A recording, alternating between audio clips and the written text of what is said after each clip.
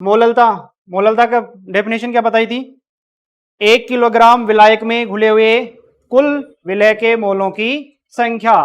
और इसको किससे रिप्रेजेंट करते हैं? स्मॉल एम से। किससे?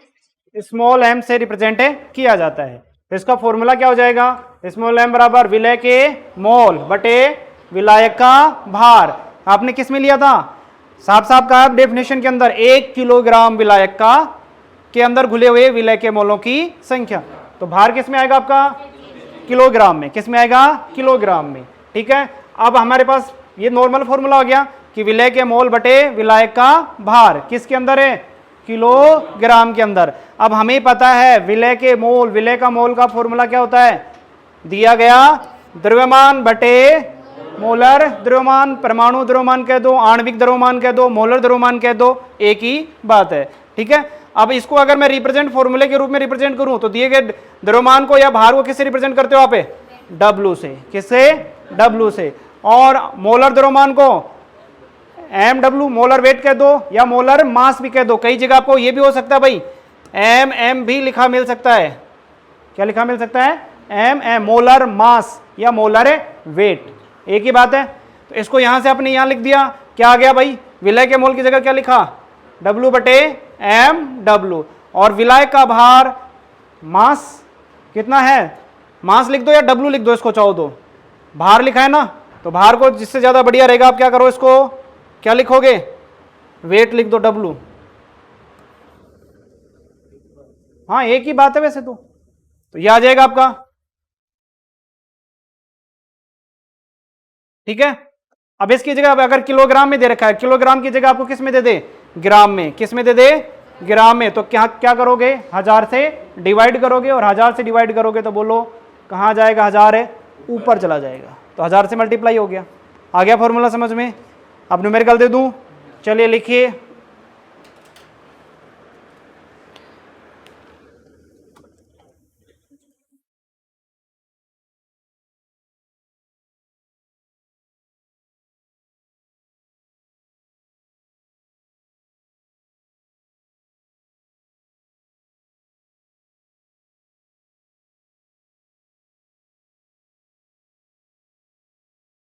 ग्राम एथेनोइक अम्ल, 3 ग्राम एथेनोइक अम्ल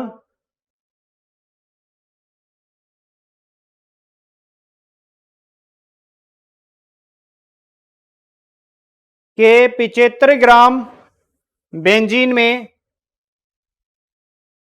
75 ग्राम बेंजीन में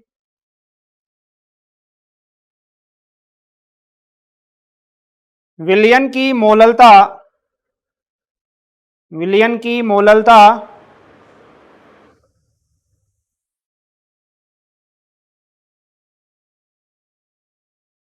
ज्ञात कीजिए।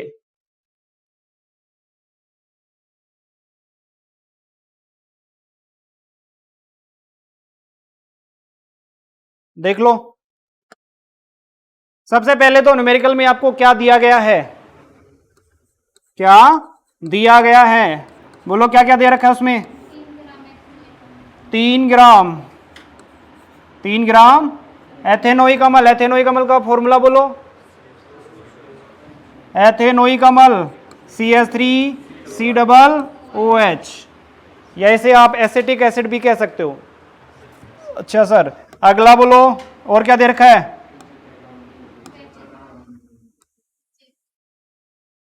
75 ग्राम बेंजीन। ठीक है, इसके अंदर ये घुला हुआ है। तो मतलब अब यहां से सबसे इंपॉर्टेंट चीज आपकी क्या है? सबसे इंपॉर्टेंट क्या है इसमें? विलय कौन है और विलायक है कौन है? भाई इसमें हमें दोनों चीजें चाहिए, विलय और विलायक, क्योंकि विलय के तो मोल निकालने पड़ेंगे अपने, और विलायक का भार लिखना पड़ेगा, क्योंकि हम क्या निकाल रहे हो? मोललता निकाल रहे हो। क्या निकाल रहे हो? मोललता निकालनी है हमें। क्या निकालनी है? मोललता निकालनी है। तो बताओ भाई इसमें विलय कौन और विलायक कौन है? सबसे पहले इंपॉर्टेंट तो वो विलय कौन आ गया यहाँ पे? 3 ग्राम एथेनोइक अम्ल। सिर्फ 3 ग्राम थोड़ी है, 3 ग्राम कोई होगा भी तो। और ये क्या आपका? विलायक है। क्या है? विलायक है। ओके, इतनी चीज पता चल गई ना, तो उसके बाद तुम्हें न्यूमेरिकल करने में कोई दिक्कतें नहीं होगी। अब लो भाई, मोललता, मोललता का फॉर्मूला बताओ क्या होता है। एम बराबर है डब्लू इंटू 1000 बटे एम डब्लू गुणा एम लिख दो या डब्लू लिख दो, एक ही बात है। किसका? विलायक का। और ये डब्लू किसका था? विलय का। किसका है? विलय का। ठीक है, चलो अब देखो, अब आपको प्रॉपर अलग से, या तो आप देखो दो तरीके, या तो इसके लिखो, या फिर आपके पास दूसरा फॉर्मूला कौन सा था स्टार्टिंग में, मैंने क्या लिखा था? विलय के, बोलो भाई, विलय के मोल बटे विलायक का भार, किसमें? किलोग्राम में। आपके पास दो ऑप्शन है, या तो आप अलग अलग निकालो, विलय की मोल निकाल लो क्वेश्चन से बाहर, और विलायक का भार आपको दे रखा है वो निकाल लो, और फिर आप उस चीज को क्या करो, फॉर्मूले में पुट अप कर दीजिए। या फिर दूसरा तरीका आपका, ये फॉर्मूला आप डायरेक्ट अप्लाई कर सकते हो, इसमें आपको अलग से मोल की संख्या निकालने की जरूरत है नहीं पड़ेगी। तो देखो यहां पे बताओ, वेट कितना दे रखा है, विलय का भार कितना दे रखा है? 3 ग्राम। कितना दे रखा है? 3 ग्राम। तो m बराबर कितना आ गया? 3 गुणा 1000। क्यों जरूरी है? क्या 1000 जरूरी है? क्योंकि यहां पे विलायक का क्या दे रखा है? भार। किसमें? ग्राम में दे रखा है। और अगर ये किलोग्राम में दे रखा तो 1000 की जरूरत पड़ती क्या? नहीं जरूरत पड़ती। आगे देखो, तो मोलर मास, अब मोलर मास निकालो पहले इसका। हमारे पास क्या निकालना पड़ेगा इसका? हमें मोलर मास निकालना पड़ेगा। तो मोलर मास निकाल लो। कार्बन का कितना होता है बोलो?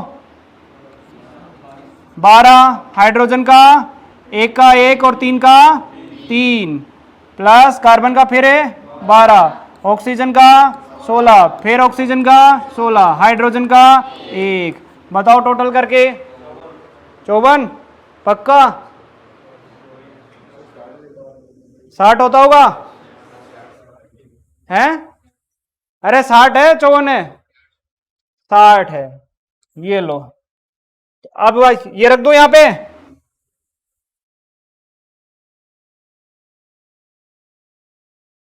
तो क्या रखूं? 60। अब बताओ विलायक का भार कितना दे रखा है? 75। लो भाई, अब सोल्व कर लो इसको। कट रहा है कुछ? क्या क्या कट रहा है बोलो?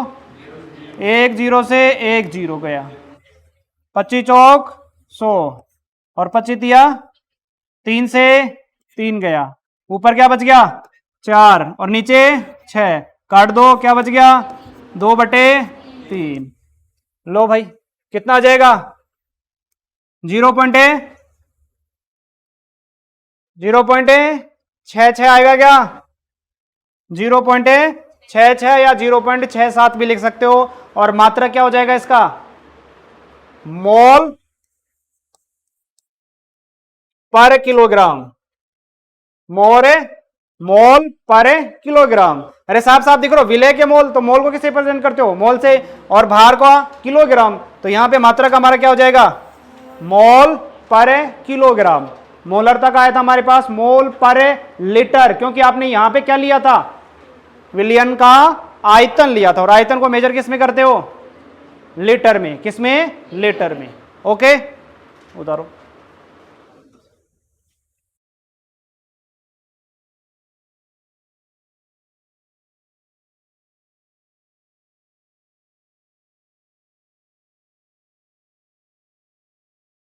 चलिए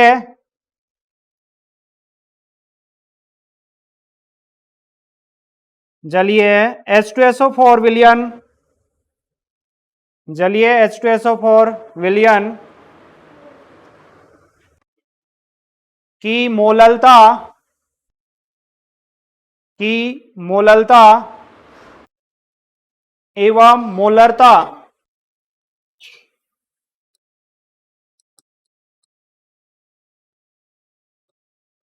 ज्ञात कीजिए,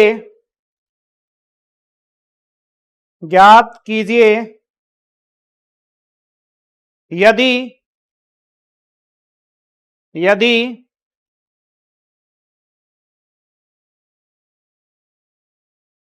H2SO4 विलयन का घनत्व है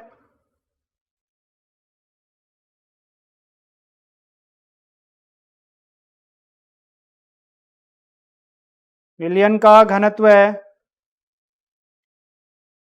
1 डेंसिटी दे रखी कितनी 1.03 ग्राम पर ml।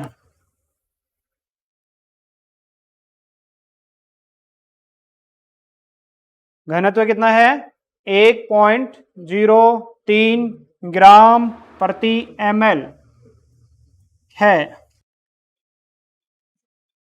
कर लोगे अब, निकालो।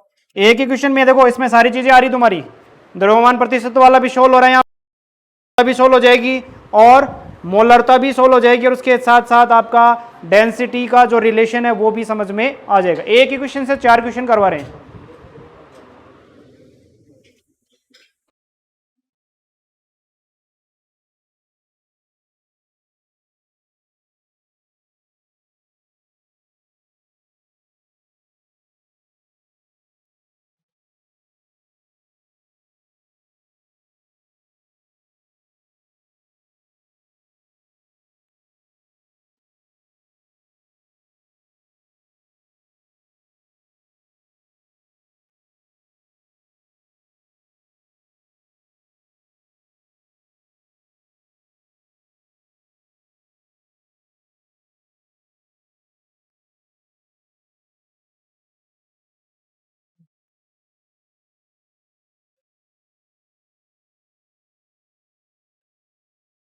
हो गया?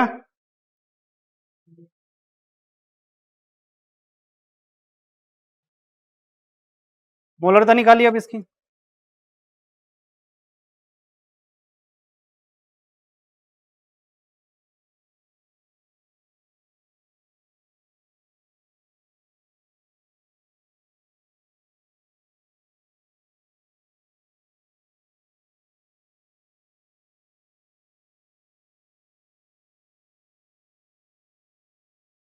इसकी जगह क्या करना है, विलयन का आयतन लिखना है। या विलायक का भार लिखा है, इसकी जगह क्या जाएगा विलयन का आयतन। और आयतन के निकालने के लिए सीधा फॉर्मूला था तुम्हारे पास, क्या बताओ, डेंसिटी डी बराबर क्या होता है द्रव्यमान बटे आयतन।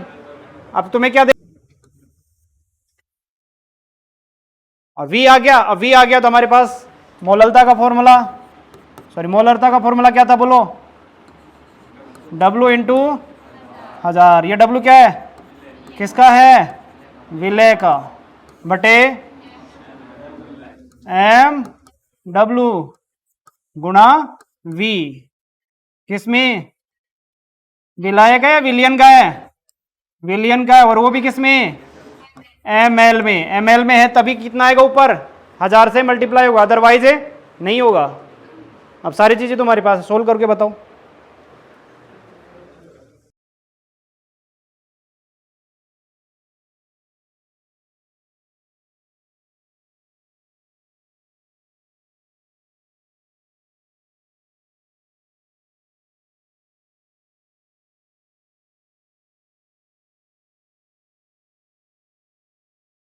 लो तो इधर देखो, अरे द्रव्यमान कितना दे रखा है तुम्हें,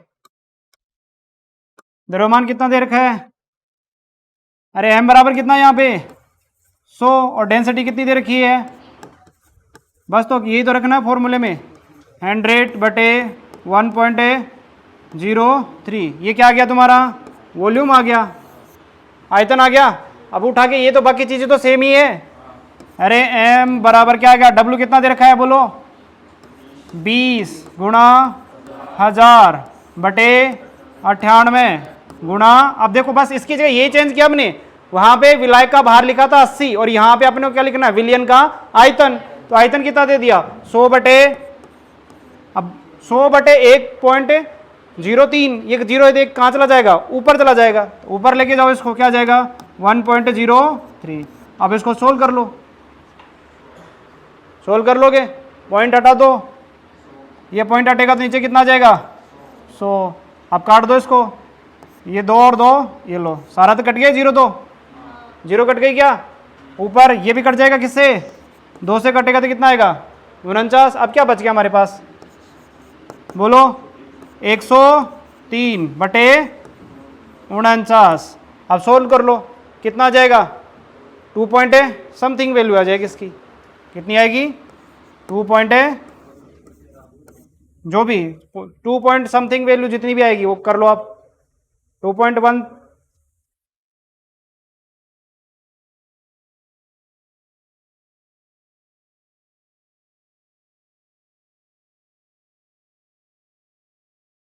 2.1 के समथिंग आ जाएगा। और लास्ट में मोल पर लीटर, मोल पर लीटर।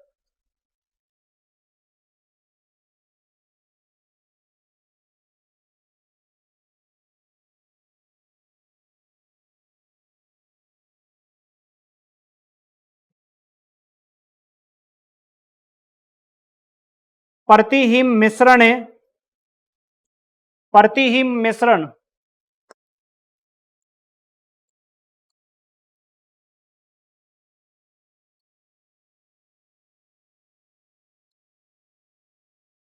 बनाया गया है, बनाया गया है विलयन की मोललता, विलयन की मोललता एवं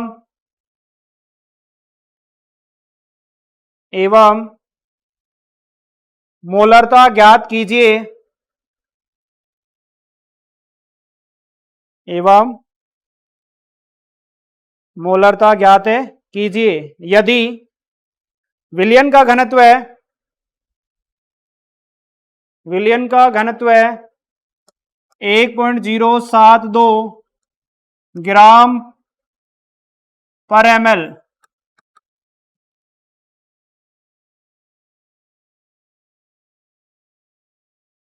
ग्राम पर ml।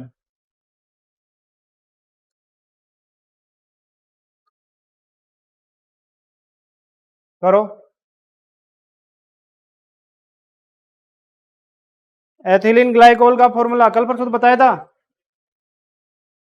C2H6 है, या फिर ऐसे नहीं है तो ऐसे लिख लो इसको।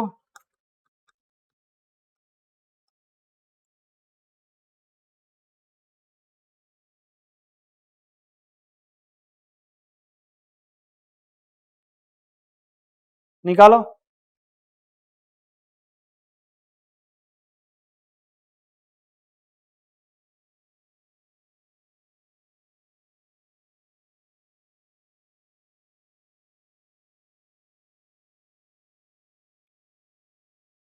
इधर देखो,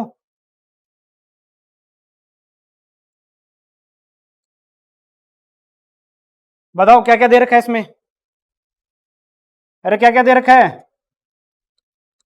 C2H6O2 कितना ग्राम दे रखा है?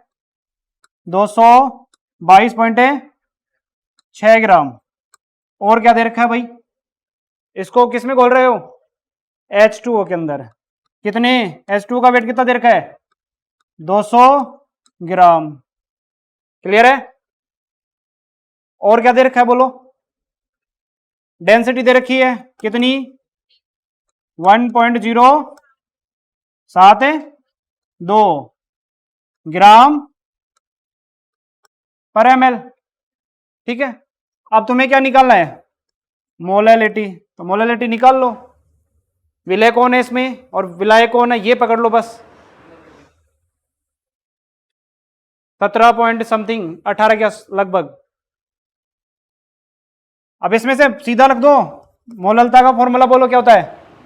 W किसका? विलय गुणा 1000 बटे बोलो MW गुणा M या W किसका? विलायक का। अब विलय और विलायक पहचानना आना चाहिए तुम्हें। इसमें से देखो विलय कौन और विलायक कौन है? 200 ग्राम जल है, ये क्या आपका आ गया? विलय। और 222.6 ये क्या आ गया आपका? विलायक आ गया। क्या आ गया? विलायक। अब बताओ किसको दिक्कत है क्या? अब अगर इतना स्पष्ट हो जाता तो शायद सीधे किस में रखना है? इसमें वैल्यू पुट अप करनी है, तो वैल्यू पुट कर दो भाई। क्या जाएगा बोलो? वेट कितना दे रखा है? 200 गुणा 1000 और H2 का मोलर मास कितना होता है 18, कितना 18। और विलायक का कितना दे रखा है, विलायक का भार ये देखो 222.6 222.6। अब इसको सोल्व करना है, ठीक है। दूसरा इसके अलावा क्या निकालनी है, डेंसिटी बराबर क्या होता है द्रव्यमान बटे आयतन।